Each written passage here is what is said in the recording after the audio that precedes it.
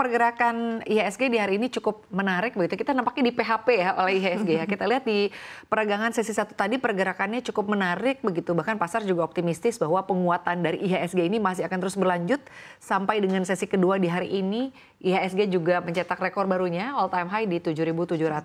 Menurut Susi sendiri begitu ya, melihat penguatan dari IHSG ini, apakah koreksi yang terjadi di penutupan perdagangan sesi kedua ini adalah koreksi yang wajar dan sebetulnya ada sentimen apa yang membuat IHSG ini kembali menyentuh level all time high-nya di perdagangan hari ini? Ya, yang pertama kalau kita lihat memang sekarang pasar udah mulai optimis ya, apalagi kan kalau kita lihat pertumbuhan ekonomi kita masih di atas 5% ya Sinta. Jadi menurut saya wajar aja sih kalau IHSG itu cetak rekor baru terus ya. Dan hari ini kan seperti yang Sinta bilang tadi mencetak level 7.700-an, ini angka yang luar biasa ya menurut saya. Cuman memang sayangnya di sesi 2 justru harus terkoreksi.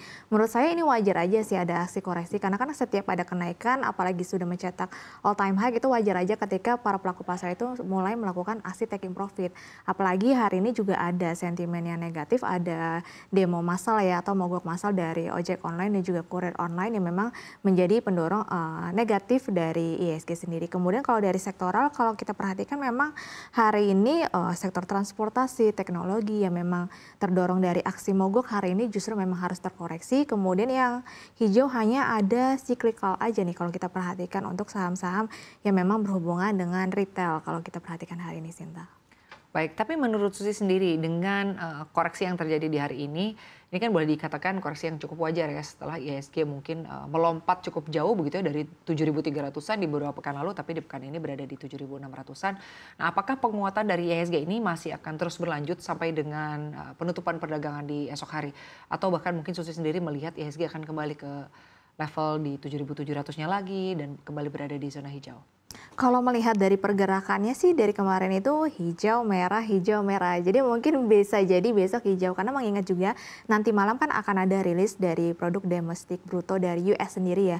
Yang diprediksi bahwa PDB-nya ini akan jauh lebih baik sekitar di level 2,8%. Kalau misalkan pertumbuhan ekonomi US ini memang tumbuh lebih tinggi ya Sinta, ini otomatis juga akan menjadi booster ataupun sentimen positif terutama untuk perdagangan dalam negeri kita yang berhubungan memang ekspor ataupun impor yang berhubungan dengan US sendiri terutama di sektor retail. Jadi menurut saya kalau misalkan nanti PDB US ini positif tumbuhnya, ini akan menjadi booster yang baik untuk IHSG di hari esok. Karena memang untuk hari ini dan hari esok itu sentimennya justru memang banyak dari global Sinta. Hari ini ada PDB US, besok ada inflasi US nih. Baik, lalu mengamati Jumat ya yang biasanya memang identik dengan aksi profit taking begitu ya. Menurut Susi sendiri kira-kira akan berada di level support dan resisten berapa untuk IHSG di penutupan perdagangan esok? Ya kalau kita lihat kan hari ini sebenarnya masih di level yang cukup baik juga. Kalau kita lihat memang net sale-nya nggak terlalu sebesar sebelum-sebelumnya ya.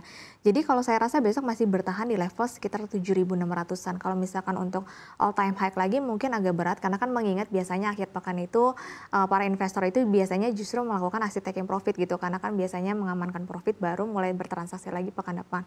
Tapi menurut saya dengan sentimen yang positif nanti malam dan juga esok hari yang dimana diprediksi juga inflasi US itu akan berada tetap di level 2,5% kan berarti ini kan menjadi sentimen yang baik gitu ya. Berarti kan The Fed nanti ini bisa optimis bahwa nanti akan ada pemangkasan suku bunga. Dari menurut saya dari sentimen positif itu harusnya IHSG masih bertahan di level 7.600-an. Baik, lalu mengamati indeks secara sektoral kita akan membahas sektor finansial ya. Susi kalau kita lihat juga sektor finansial berada di zona koreksi. Lalu juga kalau Susi sendiri melihat gitu, apakah ini juga ada kaitannya dengan saham-saham perbankan big caps kita yang pergerakannya memang volatilitasnya cukup terlihat begitu ya. Sementara untuk pergerakan saham Grup Panin dan saham BNI ini tengah dikabarkan merger gitu dan juga akuisisi. Bagaimana pergerakan sahamnya ke depannya? Ya kalau untuk banking terutama untuk big caps kita udah tahu lah ya secara kinerja oke gitu karena kan secara pertumbuhan kredit kita untuk secara menyeluruh ya perbankan Indonesia itu masih tumbuh di level 11%. Kemudian DPK kita juga per Juli masih tumbuh di level 7,7%.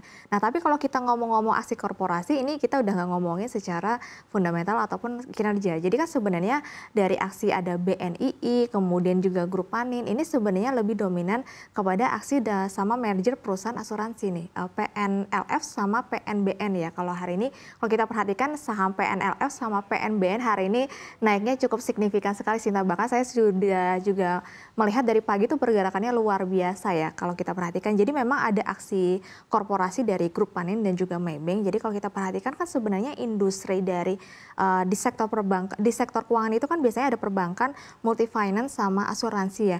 Biasanya memang yang paling menonjol itu kan perbankan dan juga multi finance. Sedangkan kalau kita lihat saham-saham di asuransi itu selama ini itu belum terlalu disorot oleh para investor. Nah, biasanya memang aksi korporasi ini justru yang bisa membuat booster harga sahamnya itu bergerak lebih cepat dibandingkan dengan melihat dari sisi kinerja. Karena kalau kita perhatikan dari industri asuransi selama 5 tahun ke belakang itu cukup terbenam kalau menurut saya. Karena dari sisi klaimnya itu meningkat, padahal dari sisi kualitas asetnya itu turun.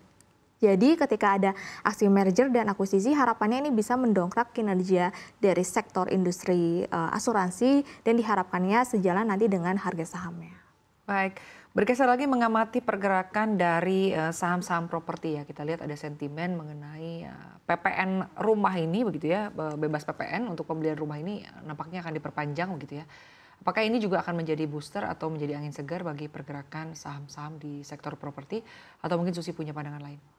Ya, kemarin saja waktu diperpanjang hingga Juli, kita lihat saham-saham properti itu udah mulai naik ya. Ada BSDE, ada SMRA. Jadi menurut saya ketika PPN ini dilanjutin nih Sinta, berarti kan ini kan meringankan para calon pembeli nih. Kita mau beli rumah, misalkan harga 500 juta tapi kita nggak perlu bayar PPN gitu kan. Biasanya PPN-nya berarti 500 juta kan 50 juta.